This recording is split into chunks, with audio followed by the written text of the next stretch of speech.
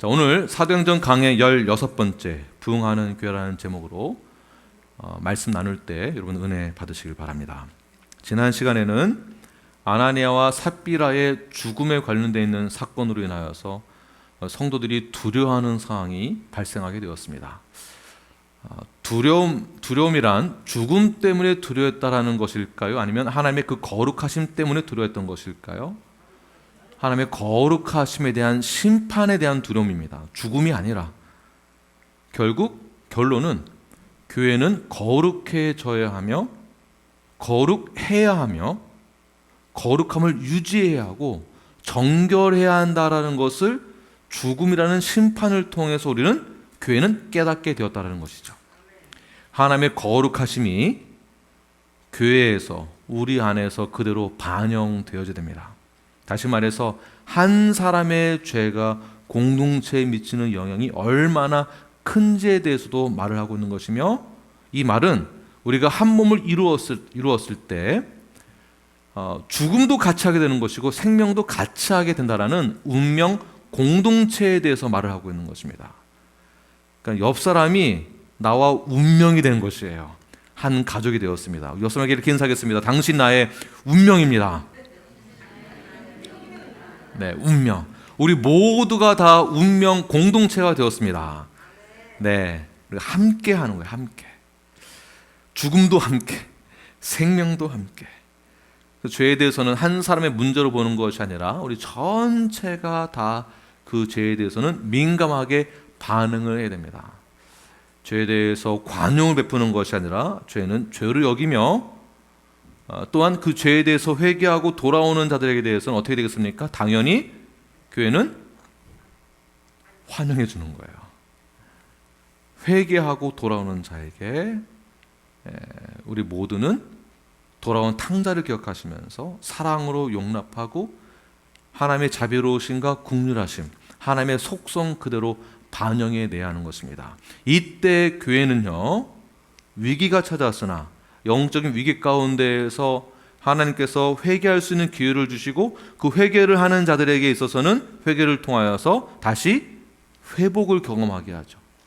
위기가 기회로 바뀌는 순간입니다. 이때에 회개하고 돌아오는 이때에 우리의 정체성이 바뀌게 됩니다. 우리의 사고가 바뀌고 우리의 세계관이 바뀌고 우리의 가치관이 바뀌는 것입니다.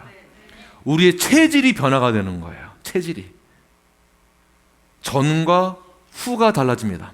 옛사람과 새사람으로 완전히 바뀐 나의 삶이 달라지는 거예요. 베드로를 보십시오. 1장부터 4장까지의 내용. 베드로는 예전의 베드로가 아니다라는 것을 우리는 알게 되었습니다. 5장에 들어서서는 더욱더 놀라운 사건들이 펼쳐지게 됩니다. 어떠한 사건이 펼쳐지게 되었습니까? 우리 12절 말씀을 우리 함께 읽겠습니다. 시작. 사도들의 손을 통하여 민간의 표적과 기사가 많이 일어나매 믿는 사람이 다 마음을 같이하여 솔로몬 행각에 모이고, 어려운 시련들을 지나 영적인 위기를 회개와 회복을 통하여서 체질이 바뀌고 우리가 개선되어지고 각성되어지고 교회의 정결함과 거룩함이 회복되어질 때 생겨나는 놀라운 반응이 있는데, 그 반응이 무엇이냐 하면 부흥이라는 것을 하나님이 우리에게 주신다라는 것이에요. 부흥이 많은 교회에게 또 다른 특징이 생기는데 어떠한 특징이 일어나는가? 바로 표적과 기사가 일어난다는 것입니다. 그럼 부흥을 원하십니까? 진짜 원하시면은 아멘 이 정도가 아니어야 되는 것이에요. 좀 세게 하셔야 돼요. 그럼 부흥을 원하십니까? 아멘이시죠? 네. 부흥이 우리에게 왜 좋은 것인가? 부흥이 우리에게 왜 필요한가? 부흥이 일어난다는 것은 하나님이 우리와 함께 하신다는 증거입니다.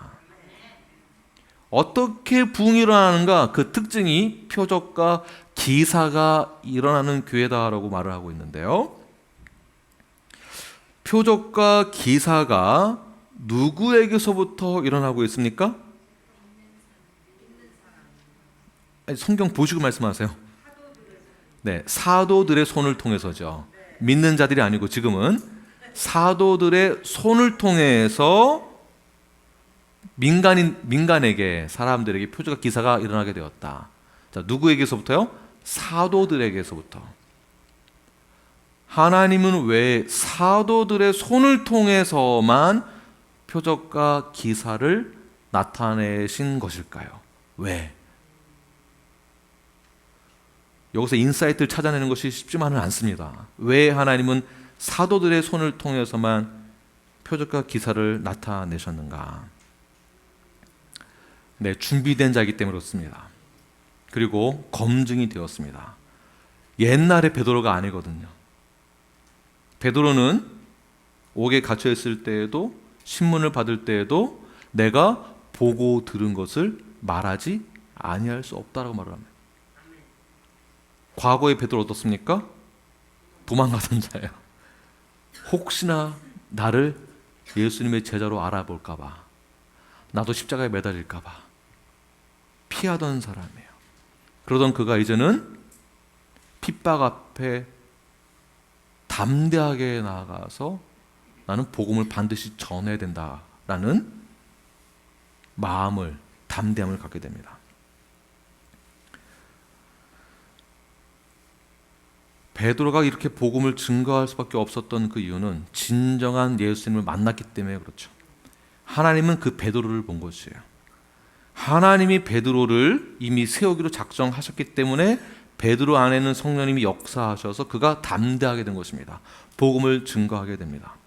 복음을 증거하는 순간 표적과 기사가 나타나게 되는데, 그 표적과 기사가 나타났을 때에 그 모든 능력이 발현되어 주는 순간 사람들은 베드로에게 어떻게 할까요?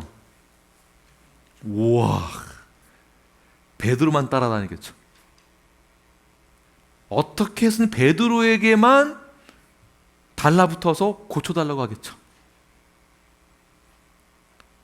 베드로는 이젠 더 이상 자기가 받는 모든 그 관심에 대해서 자신에게 유익하게 이익을 얻기 위해서 표적과 기사를 행하는 것이 아니라 오직 예수 그리스도만을 증거하기 위한 도구로 쓰임받는다라는 것을 이미 검증이 된 거예요. 하나님이 선택하셔서 그를 세우게 됩니다.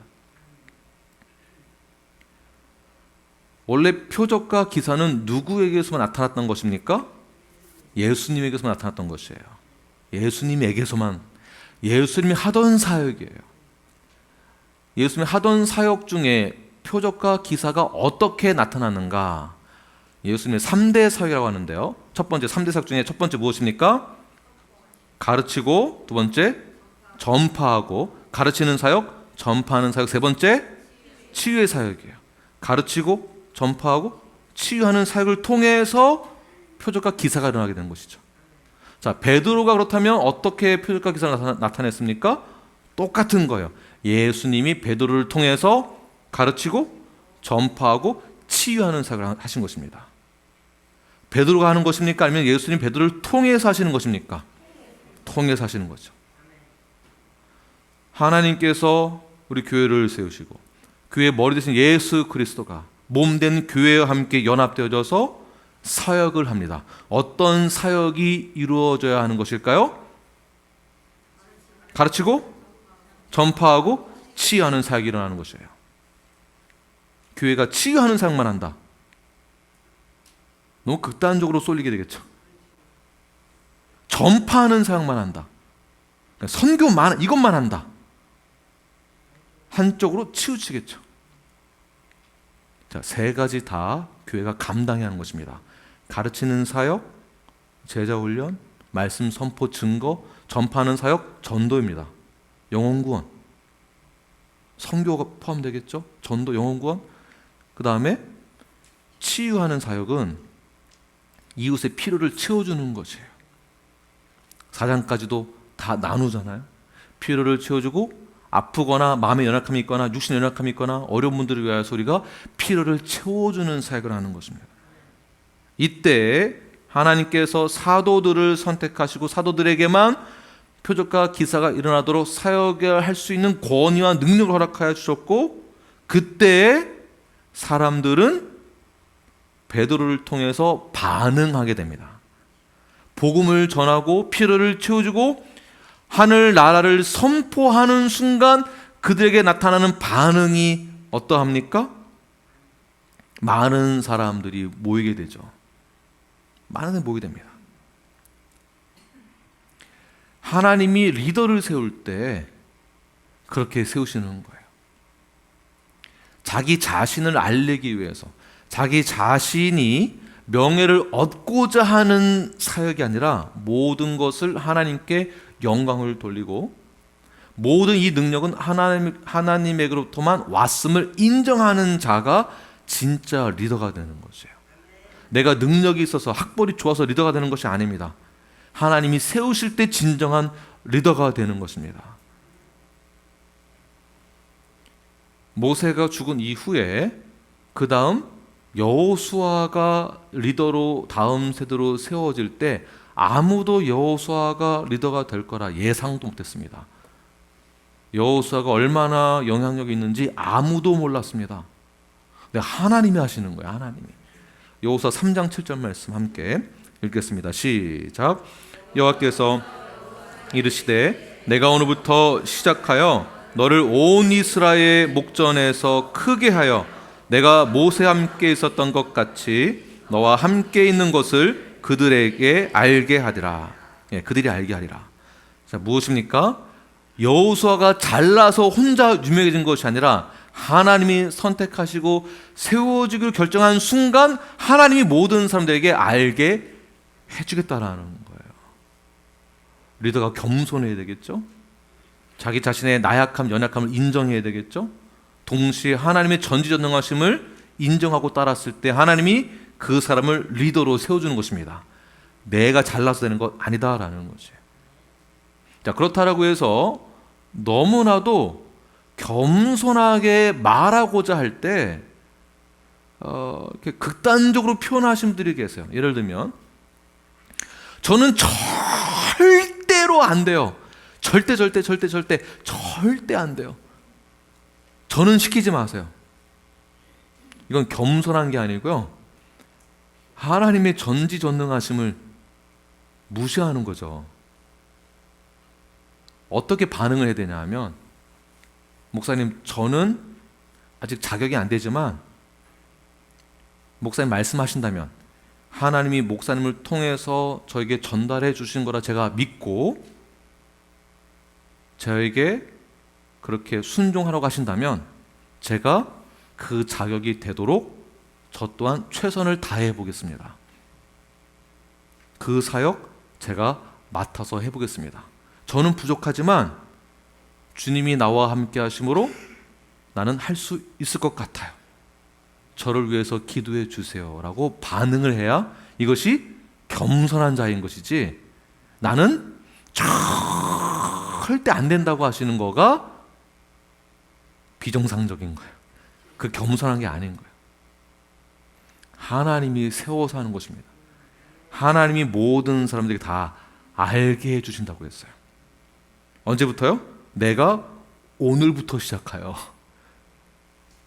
결단하는 순간부터입니다.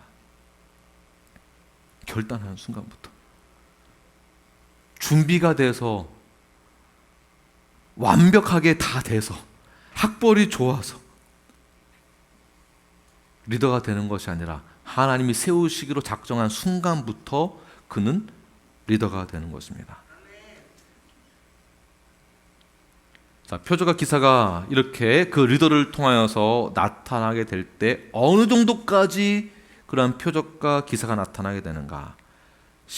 5장 15절 말씀 우리 함께 읽겠습니다. 시작. 심지어 병든 사람을 메고 거리에 나가 침대와 묘 위에 누이고 베드로가 지날 때 혹 그의 그림자라도 누구에게 덮일까 바라고. 보십시오. 베드로가 지나갈 때 얼마나 사람들이 간절하면 그림자라도 나에게 지나가면 내가 병이 날 것 같다라는 믿음을 가지고 있었다는 것이죠. 이 믿음이 굉장히 미신적이지 않습니까? 그러나 미신적이다라고 보는 것이 아니라 그들의 영적인 수준이 그림자라도 나에게 지나가면 내가 날 거라는 그 믿음이 그들에게는 최선의 믿음인 거예요. 그 수준이. 그래서 이것은 미신적인 것이 아니라, 자커라는 신학자가 이렇게 표현을 했습니다. 미신적인 것이 아니라 그들은 성전 미문에 앉아 있었던 안진뱅이가 복음을 듣고 믿음으로 일어나게 됐던 것처럼, 그 당시에 그들은 아직 복음이 완전하게 들어가지 않았기 때문에 그들이 하나님께서 베드로를 통해서 역사하시는 그 표적과 기사를 통하여서 내가 나을 수 있다는 아주 작은 믿음만으로도 하나님이 그들의 필요를 채워줌으로 인하여서 복음을 전하기 위한 도구로 표적과 기사가 사용되어지고 베드로가 사용되어진 것이다라고 본다라는 것이죠. 그들은 최선을 다한 믿음의 행동이에요. 예수님이 지나갈 때 옷자락만 만져도 내가 나을 거다라는 믿음을 갖고 있었던 여인처럼, 예수님 말씀만 하시면 내 종이 낫겠나이다라고 하고 믿었던 그들의 믿음처럼 그들에게는 최선의 믿음이었던 것입니다. 그래서 이것을 이 자커라는 신학자 이렇게 표현을 했어요. 기복주의 신앙이다. 맞는 말이에요. 자, 예를 들어서 작은 믿음, 내가 원하는 것만을 바라고자 하는 그 믿음은요, 아주 작은 믿음이에요. 네, 돈이 필요하면 돈을 우리가 구할 수 있잖아요. 어려움이 있을 때, 건강에 어려움이 있을 때. 그래서 처음에는 기복주의 믿음으로도 신앙을 시작했다라고 하지만 우리는 점진적으로 성장을 해야 하는 것을 말하고 있는 것입니다. 오늘 본문에 등장한 이들은 아직 복음을 완전히 듣지 못한 사람들이라고 보는 것이에요. 자, 여기서 말하고자 하는 것은 단순히 기복주의만 말하고자 하는 것이 아니라 그만큼 초대교회에서 표적과 기사가 일어나게 되어짐으로 이웃들에게, 세상에게 필요를 채워주는 사역을 했을 때에 그 당시의 교회는 세상 사람들에게 영향력을 끼치는 아주 중요한 시점부터 시작했다는 것입니다. 교회가 영향력이 있었다는 것이에요. 교회가 세상에서부터 본이 된 시점이에요. 교회가 영성과 실력을 세상에서부터 인정받았던 시점이 바로 이때부터입니다.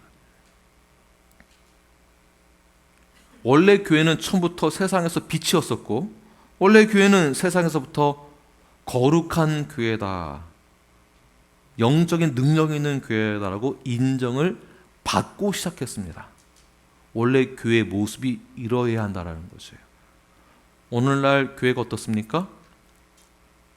저는 개독교라는 말을 듣는 것이 너무나 싫습니다. 비참합니다. 제가 비참한 것이 아니라 하나님이 어떻게 생각하실까? 그것 때문에 너무나 마음이 아파요.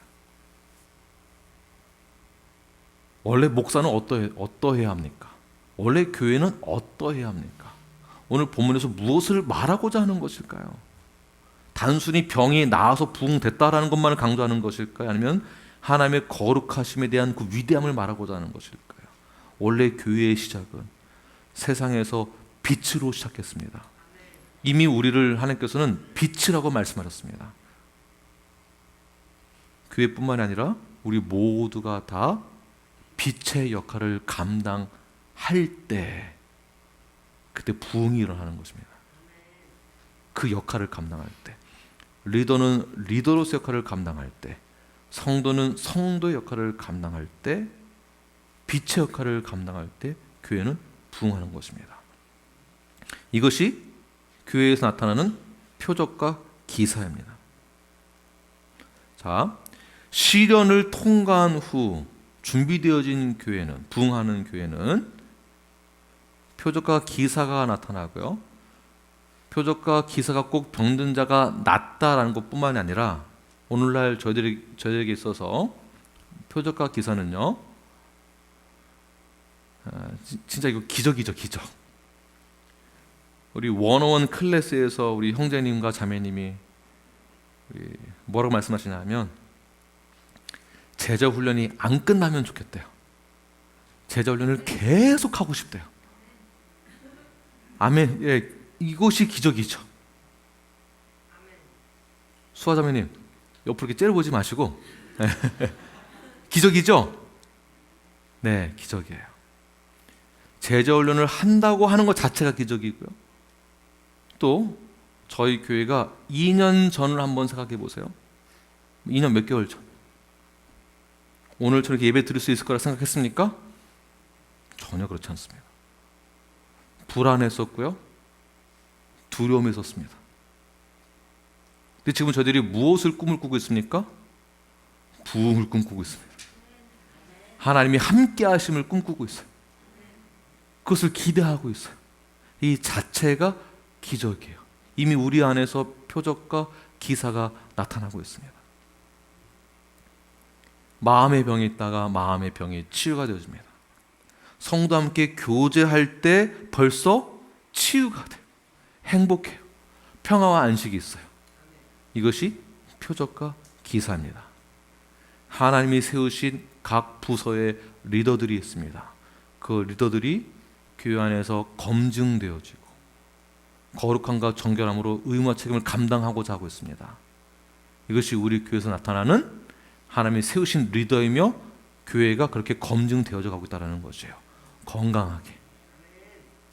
세상에서 반드시 우리는 빛의 역할을 감당하게 될 것입니다. 그랬을 때 하나님이 세워주신 그 권위를 가지고 우리는 빛으로 나타내기만 하면 되는 것입니다. 그때 부흥은 반드시 일어납니다. 저희 교회 지난 과거의 어려움을 딛고 일어났을 때 거기서 넘어졌으면 끝나는 거지만 딛고 일어나니까 회복을 경험하니까 그 다음 다가갈 곳은 선물이거든요. 선물, 부흥의 선물입니다. 저희 교회 보십시오. 저희 교회에 지난 몇 년 동안 방문자가 없어요. 저기는 방문자가 없는 교회잖아요. 제가 다른 교회 목사님 얘기를 들으면 매주마다 방문자들이 있대요. 매주마다. 하나님, 우리 교회는 왜 방문자가 없죠? 왜 없을까요? 우리 교회는요. 그런데 지난 2년 6개월 동안 4가정이 오셔서 4가정이 등록하셨어요. 있을 수 없는 일들이 저희 교회에서 일어나고 있습니다.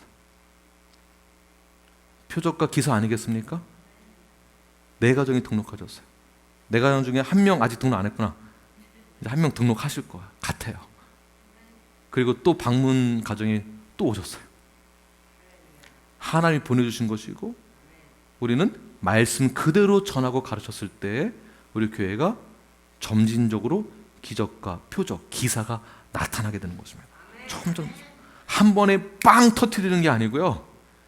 영성과 실력이 차곡차곡 쌓여져 가는 거예요. 차곡차곡. 한번 보세요. 옆 사람이 얼마나 달라졌나. 전과 다르다니까요. 말하는 게 다르고 생각이 달라졌어요. 달라요. 제가 봐도 좀 달라진 것 같아요. 표정도 달라지고요. 성경적 지식도 달라지고 하나님이 이 땅 가운데 우리를 향한 구원 계획이 어떠하신지를 구약에서부터 신약까지 쫙 통찰하셨잖아요. 여러분들이 성경의 힘에 대해서 배우게 됐고 제자훈련 7년 동안 우리가 많은 것을 경험하고 배웠습니다. 교회가 무엇인지를 배웠습니다. 깨닫게 됐습니다. 진짜 구원이 무엇인지, 진짜 복음이 무엇인지 우리가 알게 됐습니다. 예수님 우리에게 어떠한 분이신지를 진정으로 깨닫게 됐습니다. 주님을 만나게 됐습니다. 주님을 경험하게 되었습니다. 그러니까 변화가 일어나죠. 하나씩 조금씩 변화가 일어나는. 저는 놀라운 변화가 이미 일어났다고 보고 있습니다. 저희 교회 표적과 기사가 이미 일어나고 있습니다. 할렐루야.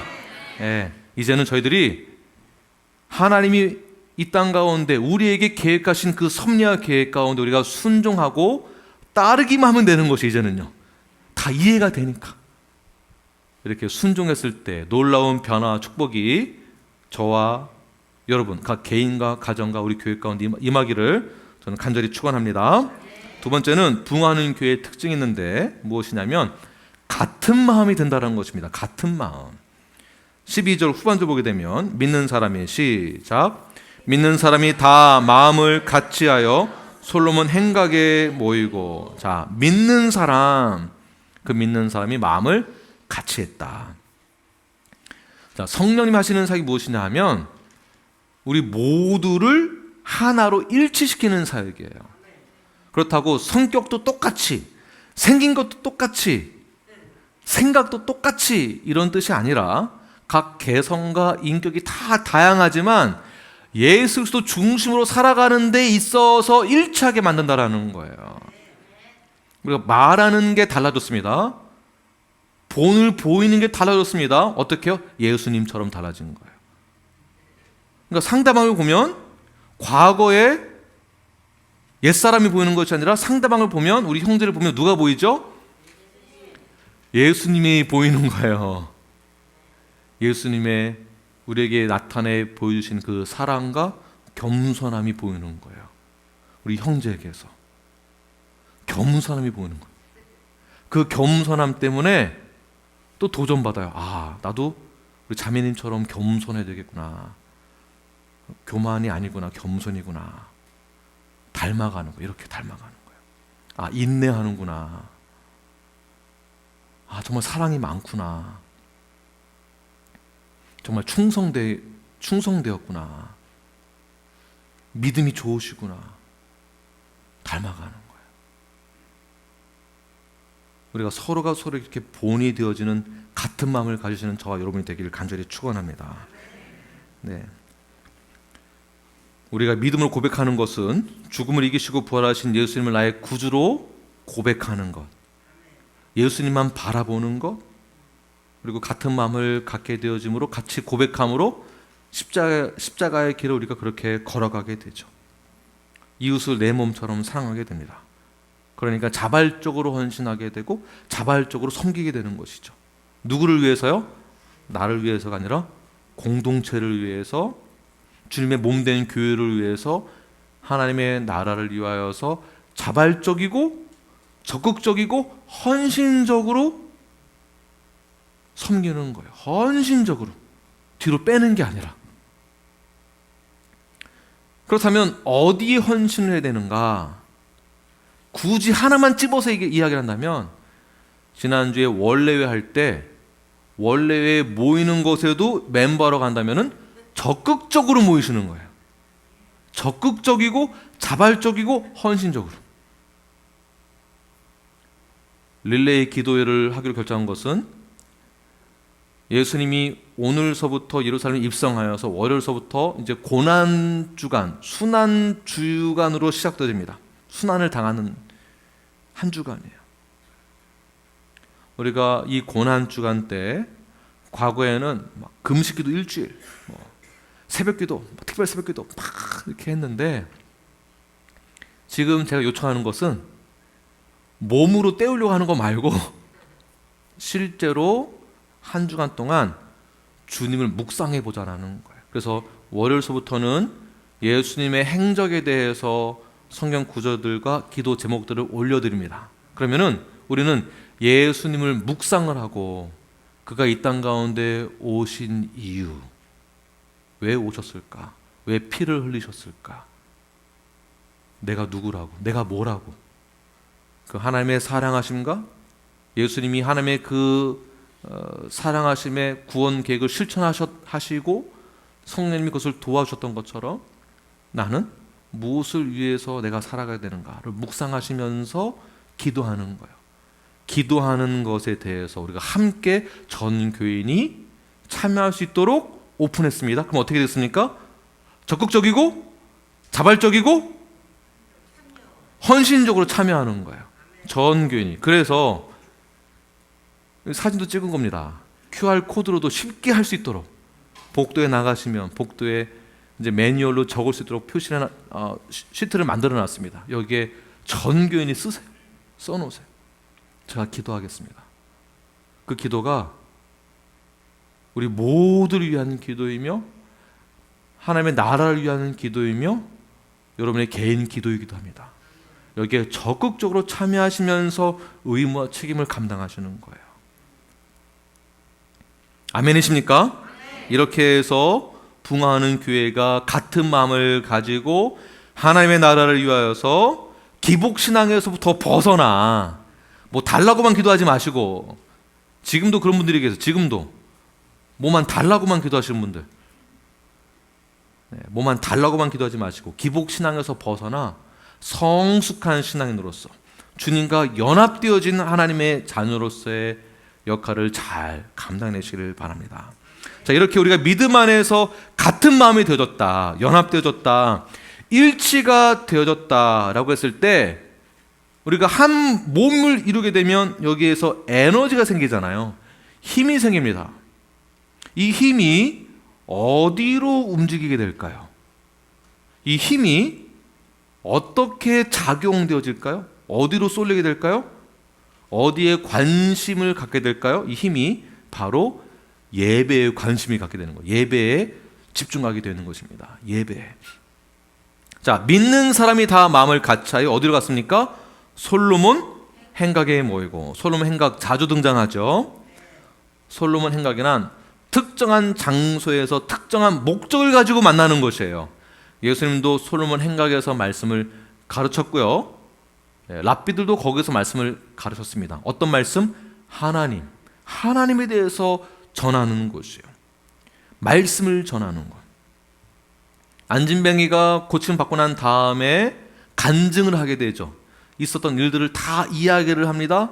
그 자리가 어디입니까? 바로 솔로몬 행각이에요. 거기서 모든 사람들이 그 간증, 말씀을 듣고서 하나님께 영광을 돌렸다라고 말씀하고 있습니다. 특정한 장소에서 특정한 목적을 가지고 그 자리에서 하나님께 영광을 돌리는 것이에요. 자, 그렇다면 특정한 장소와 특정한 목적을 가진 곳이 어디입니까? 첫 번째, 교회라고 보기도 하고요. 두 번째, 똑같습니다.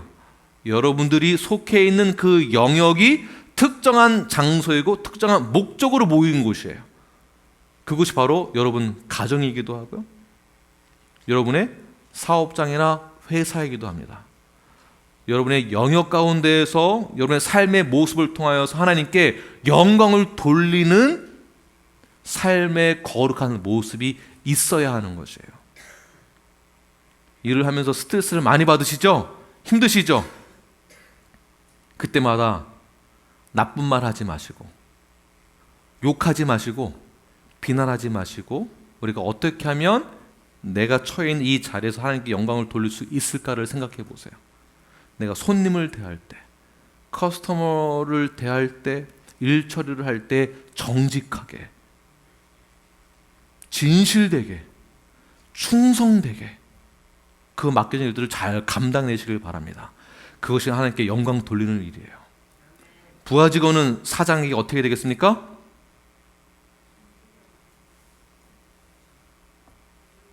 이렇게 말씀 못하시면 처음부터 다시 해야 되잖아요. 네, 눈속임을 하지 말고 주께 대하듯 해야 되겠죠. 네. 사장은 부하 직원에게 어떻게 돼야 되겠습니까? 네? 나의 형제처럼. 또 아내는 남편에게 어떻게 돼야 되겠습니까? 효진자매님 한번 말씀해 주시죠. 아내는 남편에게 주께 대하듯 복종하라고 말씀하고 있고, 남편은 아내가 어떻게 해야 되죠? 주께 더 복종해. 주님께서 교회에게 했듯이 더 복종 맞습니다.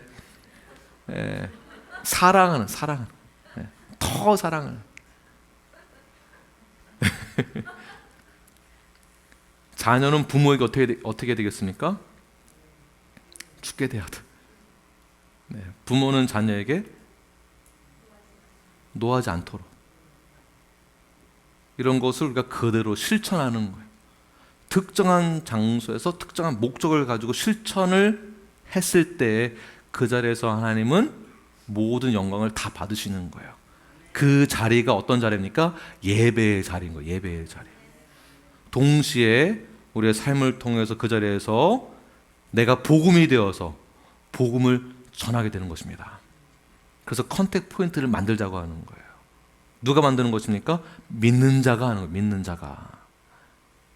믿는 척하는 사람이 아니고요. 성도인 척하는 사람이 아니고 아나니아와 삽비라 같은 사람이 아니고요. 진짜 믿는 자가 컨택 포인트를 만들어서 복음을 제시하는 거예요.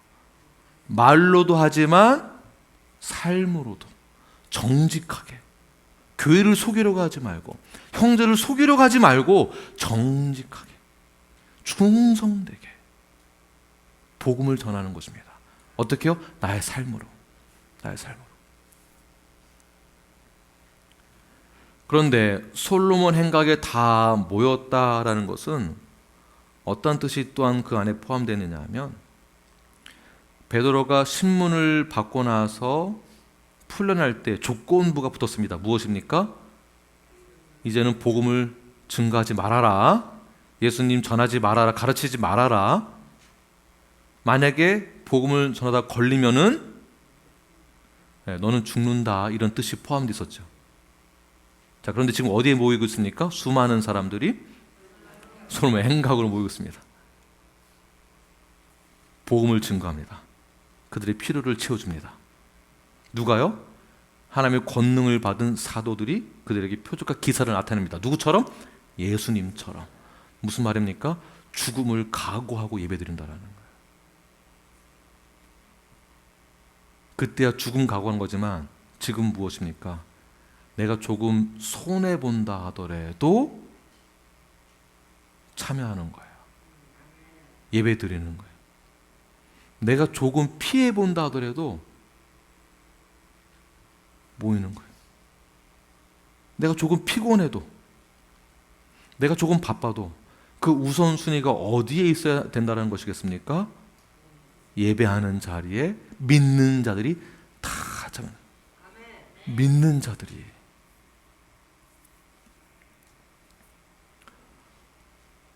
오늘 제가 잠깐 저희 부모님 픽업해서 딱 들어오는데 한 분이 제가 처음 본 분이에요.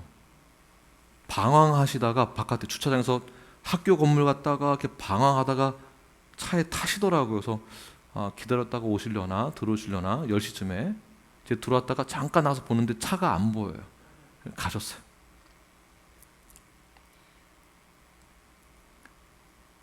믿는 자들이란 우리 교회에서 서로 믿음의 신앙 고백을 함께 나누고 멤버십도 같이 하고 같이 교제하고 같이 공부하고 사랑을 실천하고 증거하는 사역을 함께 했을 때 믿음의 공동체, 이렇게 보는 겁니다. 믿는 자들이란 우리 이 로컬 처치, 이 그룹을 얘기하는 것이에요. 여기 믿는 자들이 함께 예배 드리는 것입니다. 믿는 자들이. 여기에 있어서 우리가 조금 손해를 본다 할지라도 하나님께 영광을 돌리기 위해서라면은 먼저 적극적으로 자발적으로 헌신하는 것이에요. 그래서 교회란 자발적인 모임이다라고 보는 것입니다. 자발적인 모임.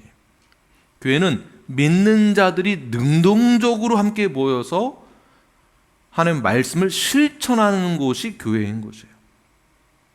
그런 자들이 모인 곳에서 예배드리는 대상이 오직 한 분이신 하나님에게만 예배드리는 것이 교회입니다. 우리가 교회예요. 자, 자발적으로 모이는 것과 억지로 시켜서 모여서 예배드리는 것에 사람들의 이 자세가 다릅니다. 자발적인 사람들은요, 정말 감사와 기쁨으로 예배함으로 나아가게 되죠. 억지로 끌려온 사람은 어떨까요? 억지로 끌려온 사람들은요, 이 시간 자체가 고문이에요. 고문이에요. 자세가 다르고 표정이 달라요. 아멘도 안 나와요. 교회는 자발적으로 믿는 자들의 몸이다라는 것입니다.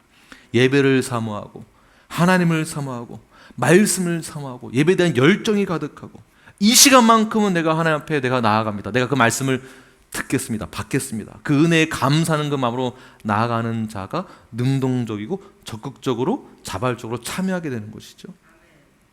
우리 모든 성도들은 믿는 자들로서 자발적으로 주 앞에 나아가 하나님을 향한 그 열정이 주 앞에 상달되어지도록 그러한 마음으로 나아가시는 저와 여러분이 되기를 간절히 바랍니다. 자, 예배를 드린다라는 것은 아무나 드리는 것이 아니에요. 다시 13절 보시면 우리 13절 읽겠습니다. 시작. 그 나머지는 감히 그들과 상종하는 사람이 없으나 백성이 칭송하더라. 13절이 무슨 뜻이냐면 12절에서는 믿는 자들이라고 나와 있잖아요. 믿는 자들. 다시 말해서 13절에서 말하는 것은 다른 누구도 감히 그 믿는 자들과 합류하지 못했다라는 뜻입니다. 그래서 믿는 자들만이에요. 믿는 자들만. 믿는 자들의 모임이 바로 교회입니다. 에클레시아.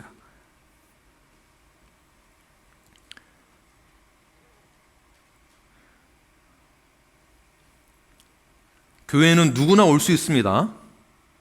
누구나 올 수 있다라고 해서 아무나는 또 아닌 거예요. 아무나 와도 된다라는 건 또 아닙니다. 복음은 모두에게 선포되어집니다. 그렇다고 해서 모두가 다 성도다라고 보는 것은 아니다라는 거죠. 교회 누구나 다 올 수 있습니다. 그러나 왔다라고 해서 모두가 다 멤버다라는 것도 아닙니다. 돈이 많고 인맥이 있고 좋은 대학 나왔고 좋은 결과가 있다라고 해서 자동적으로 멤버가 되느냐? 그렇지 않다라는 거예요. 중요한 것은 분명히 회개했는가? 예수님 나의 구주 영접했는가? 주님 말씀대로 살아가는 것에 대해서 결단했는가? 그 기준으로 하나님의 자녀가 되었다라고 보는 것입니다. 믿는 자. 그래서 믿는 자들만이 주 앞에 나아가서 예배를 드리는 것입니다. 이렇게 우리 교회가 성경적으로 올바른 역할을 잘 감당할 때 교회 자체가 거룩함을 유지하게 되고요, 정결함을 유지할 수 있는 것입니다. 그 신앙 고백을 한 자들로 인하여서. 아무나가 아닙니다. 그 교회는 반드시 하나님이 거룩하게 본이 되어지도록 사용하실 것입니다. 베드로처럼, 요한처럼, 사도들처럼 그들을 통해서, 그들의 손을 통해서 표적과 기사가 나타났던 것처럼 교회 안에서도 그러한 자들을 통하여서 반드시 표적과 기사가 나타나게 될 것이며, 같은 마음을 품은 모든 자들에게는 동일하게 하나님께서 놀라운 역사하심을 우리 교회 안에 비춰주게 될 것입니다. 그때 교회는 부흥하게 됩니다. 14절 말씀 함께 읽겠습니다. 시작. 믿고 주께로 나오는 자가 더 많으니 남녀의 큰 무리더라. 보십시오. 사도들이 그들의 필요를 채워주고 표적과 기사를 나타내고 같은 마음으로 예배를 드리는 순간 많은 사람들이 믿고 주께로 나왔다. 즉 원시적인 복음을 그대로 증거했기 때문에, 부활의 주님을 증거했기 때문에, 죽음을 이기시고 부활하시고 승천하시고 다시 오실 예수님을 선포했기 때문에, 그가 우리의 주인 되심을 선포했기 때문에 믿는 자의 수가 증가했다는 것입니다. 원시복음을 그대로 증거한 것이에요. 원시복음을 누가 증거했습니까? 네, 제일 처음에 침례 요한이죠. 마태복음 3장 1절과 2절 말씀 함께 읽겠습니다. 시작. 그때 침례 요한이 이르러 유대 광야에서 전파하여 말하되 회개하라, 천국이 가까이 왔느니라 하였으니. 무엇입니까? 원시 복음이란 회개하라. 다시 하나님의 거룩함에 대해서 또 이야기를 하고 있는 것이죠. 회개하라. 베드로가 침례 요한처럼 복음을 그대로 전했다라는 것입니다. 여러분, 우리는 더 이상 초신자처럼 기복주의 신앙을 가진 자가 아닙니다. 우리는 이제는 더 성숙해졌고, 더 나아가 복음을 증거할 수 있는 하나님의 자녀요, 예수 그리스도의 제자가 되었습니다. 복음을 전하시길 바랍니다. 원시 복음을 전하세요. 회개하라고 선포하십시오. 주님이 우리의 모든 죄들을 다 사하여 주셨다고 말씀하십시오. 모든 것을 믿는 자들에게는, 영접하는 자들에게는 영생이 주어진다라고 복음을 선포하십시오. 반드시 하나님께서는 성령님을 통해서 역사하실 것입니다. 이것이 진정한 부흥입니다. 여러분이 하셔야 될 일들이에요. 사명입니다. 이 사명을 붙드시고 우리 교회가 점진적으로 거룩하게 하나님의 계획 가운데, 섭리 가운데 온전하게 부흥을 경험하는 저와 여러분이 되길 간절히 축원합니다. 네, 기도하겠습니다.